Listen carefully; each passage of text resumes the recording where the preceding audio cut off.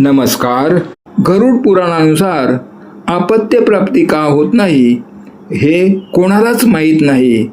ते आज आपण ह्या व्हिडिओच्या माध्यमातून पाहणार आहोत. गरुड पुराणानुसार कोणत्या कारणामुळे पती पत्नीला संतान होत नाही. तत्पूर्वी चॅनलवर नवीन असाल तर कृपया सबस्क्राईब करा. माहिती आवडल्यास लाईक करा आणि कमेंट करायला विसरू नका. चला तर पाहूया. जय श्री हरी.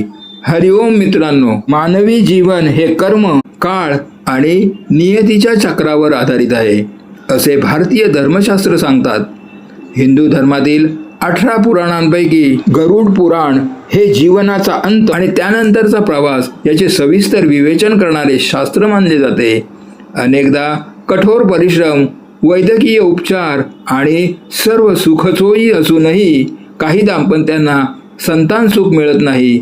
अशा वेळी गरुड पुराणातील दृष्टिकोन अत्यंत महत्त्वाचा ठरतो. या ग्रंथानुसार संतान प्राप्ती न होणे ही केवळ एक शारीरिक समस्या नसून त्यामागे व्यक्तीचे संचित कर्म, पितरांचे आशीर्वाद, ग्रहांची स्थिती आणि निसर्गाचे नियम यासारखे अनेक आध्यात्मिक पैलू जोडलेले असतात. चला तर मग जाणून घेऊया गरुड पुराणानुसार संतानहीनतेची नेमकी आध्यात्मिक कारणे कोणती आहेत.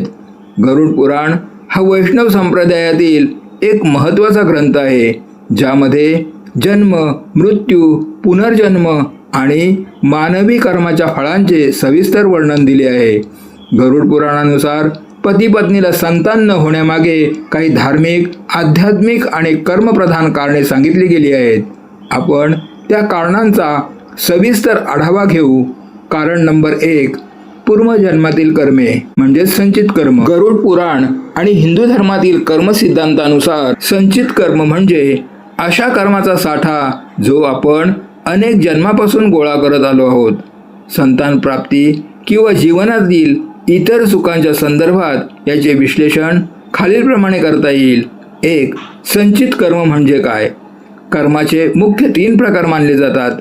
संचित कर्म तुमच्या अनेक पूर्वजन्मातील कर्माचा एकूण साठा. हे एखाद्या मोठ्या कोठारासारखे असते जिथे सर्व पाप पुण्य जमा असते.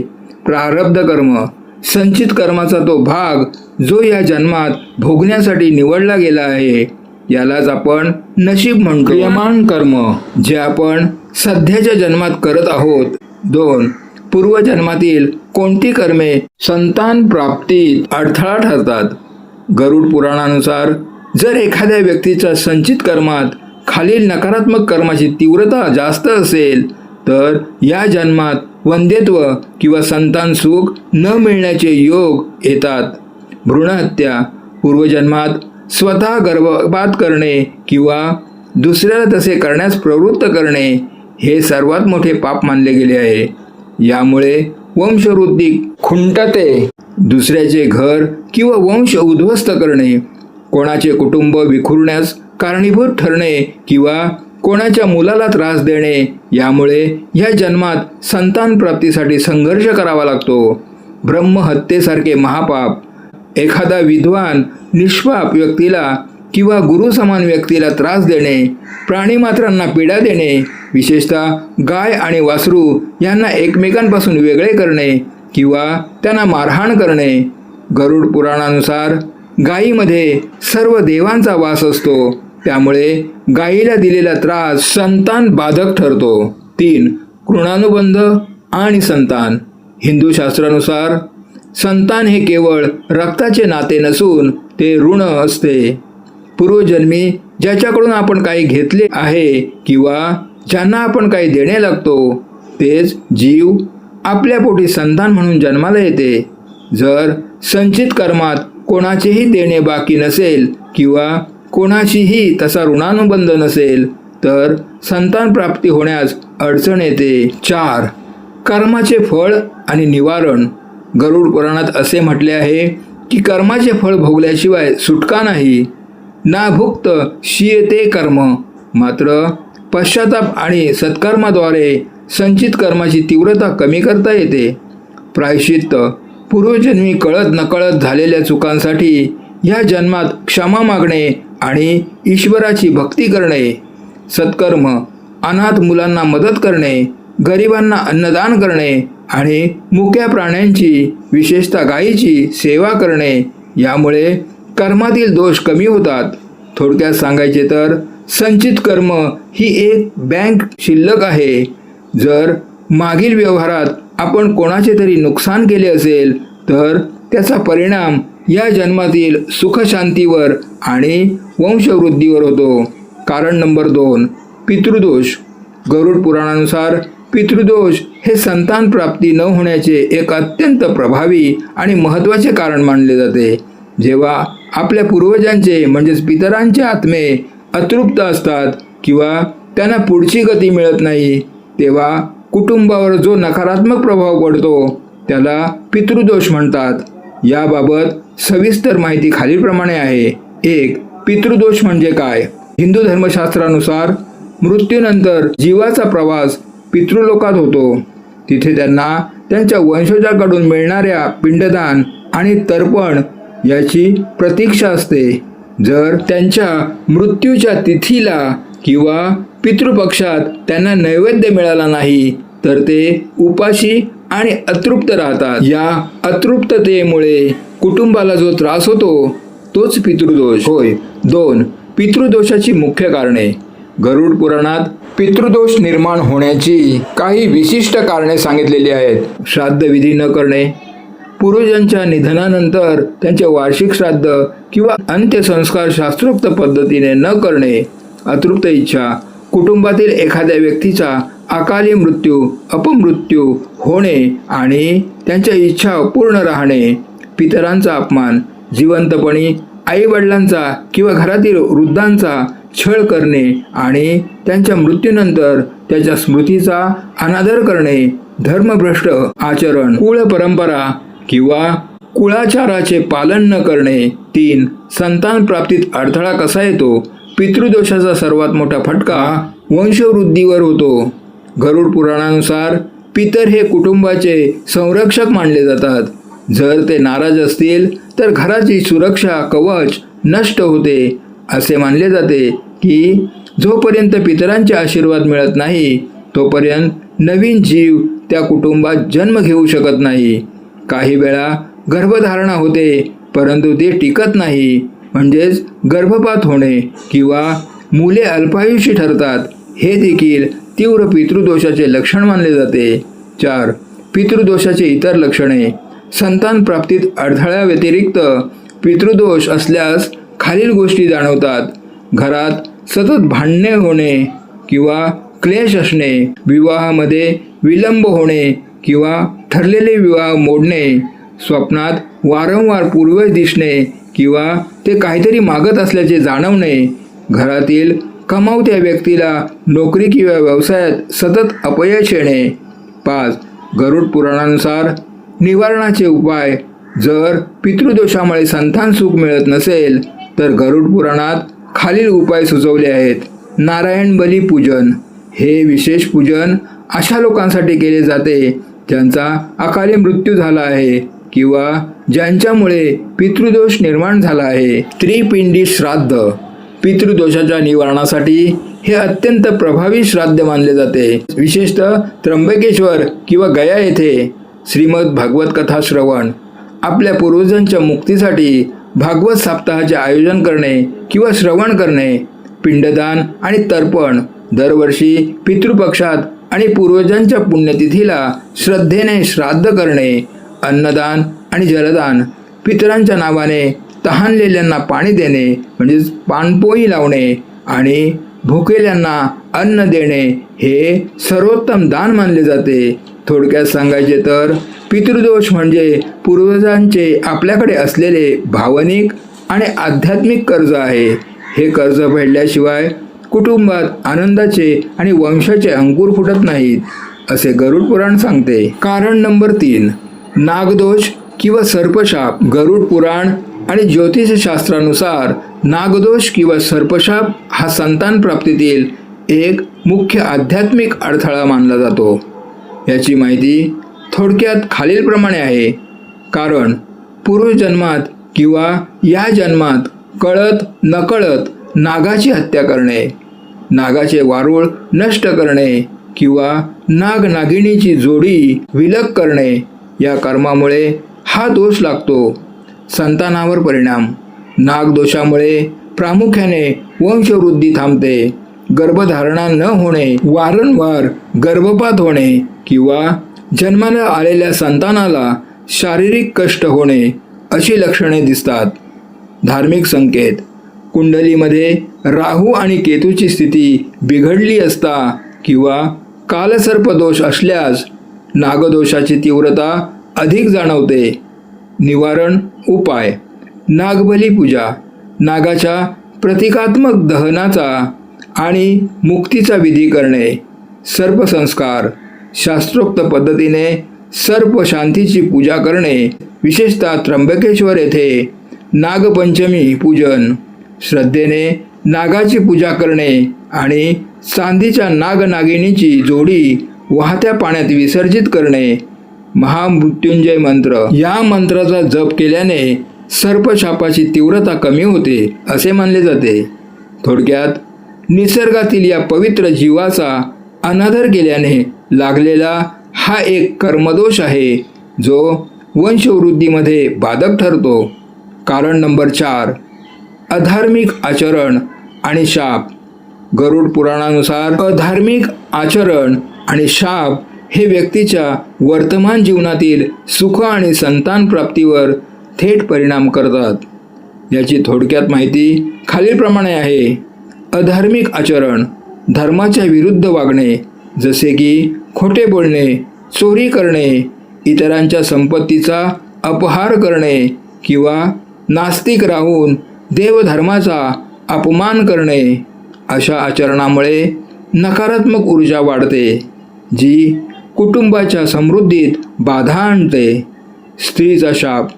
एखाद्या असहाय्य विधवा किंवा गर्भवती स्त्रीचा छळ केला असल्यास तिने दिलेला शाप वंशहानी घडवू शकतो. गरुड पुराणानुसार स्त्रीचा अपमान हा साक्षात लक्ष्मीचा अपमान मानला जातो.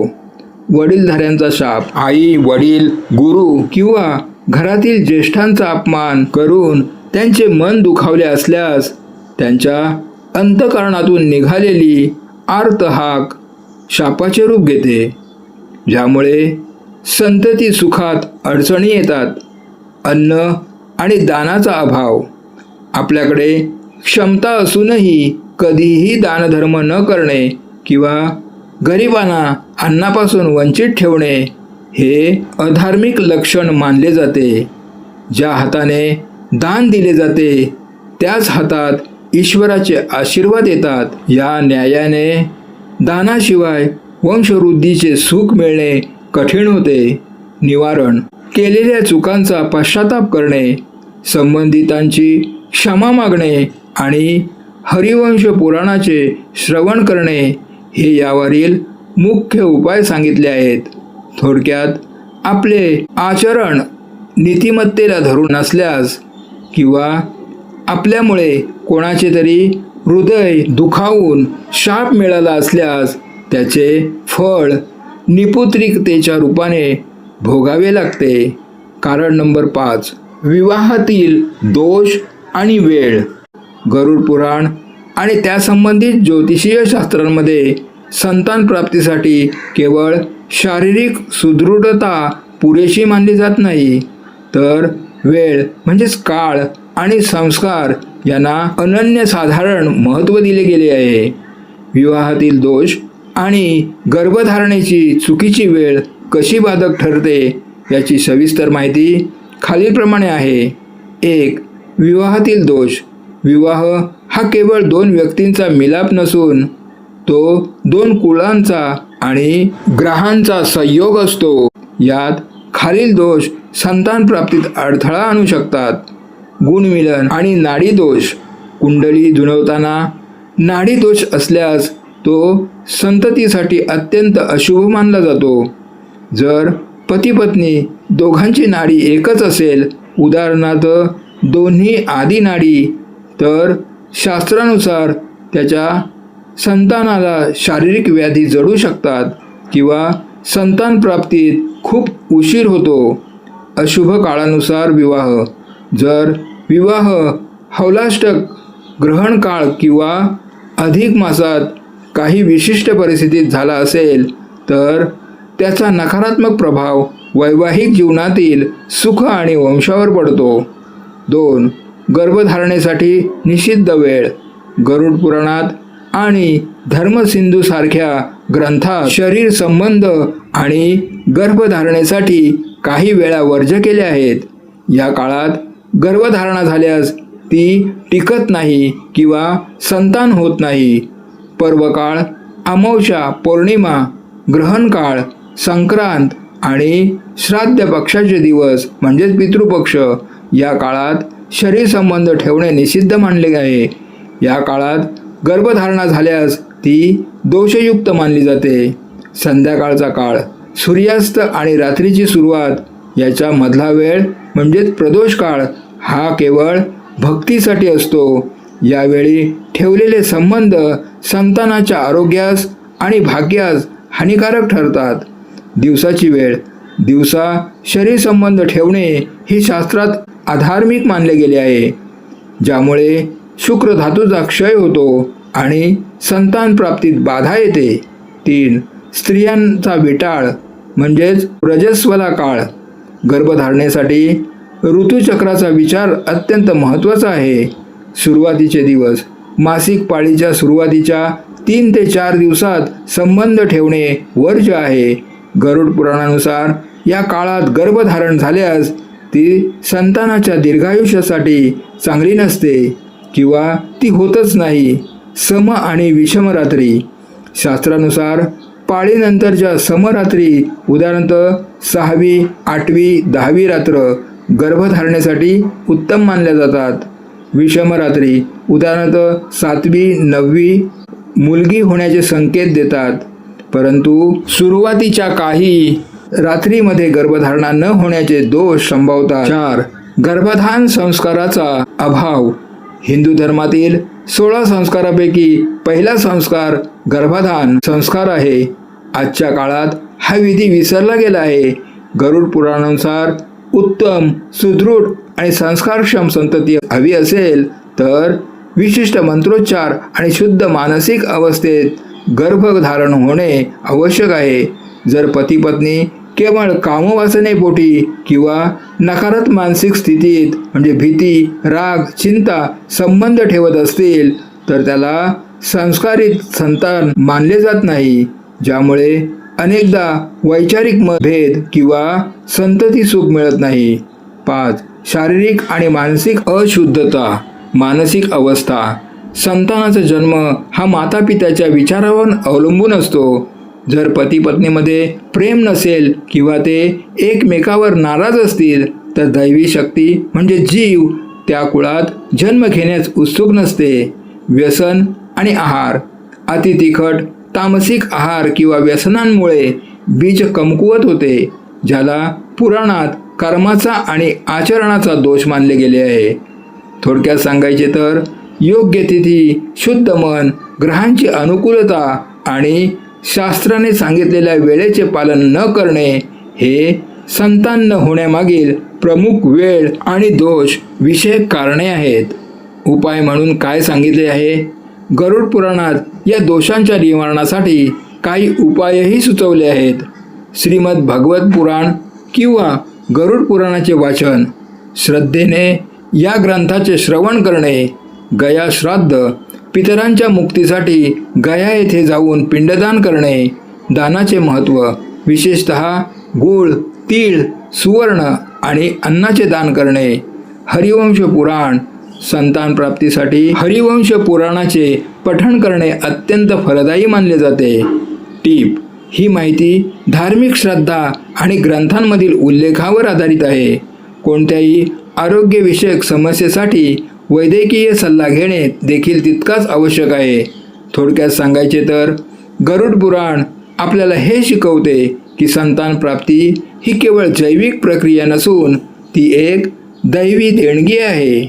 पूर्वजन्मातील दोष, पितृदोष किंवा अधार्मिक आचरण हे या सुखातील अडथळे असू शकतात असे हा ग्रंथ सांगतो. मात्र केवळ कारणांवर थांबून न राहता गरुड पुराणाने यावर प्रायश्चित्त, दानधर्म, पितरांची सेवा आणि ईश्वर भक्ती यासारखे मार्गही दाखवले आहेत. विज्ञानाच्या युगात वैद्यकीय उपचार घेत असतानाच आपल्या संस्कृतीतील या आध्यात्मिक बाजू समजून घेणे मनाला शांती आणि जगण्याला नवी दिशा देते. शेवटी शुद्ध आचरण आणि सत्कर्माच्या बळावर आपण कर्माची फळे बदलून ईश्वराची कृपा प्राप्त करू शकतो. हाच या विषयाचा मुख्य सारांश आहे. माहिती आवडल्यास लाईक करा, तुमच्या मित्र आणि कुटुंबियांसोबत शेअर करा आणि तुमच्या प्रतिक्रिया कमेंट्समध्ये नक्की कळवा. अशाच माहितीपूर्ण व्हिडिओसाठी आमच्या चॅनलला सबस्क्राईब करायला विसरू नका आणि बेल आयकॉनवर क्लिक करा, जेणेकरून तुम्हाला नवीन व्हिडिओचे नोटिफिकेशन लगेच मिळेल. जय हिंद, जय महाराष्ट्र, धन्यवाद.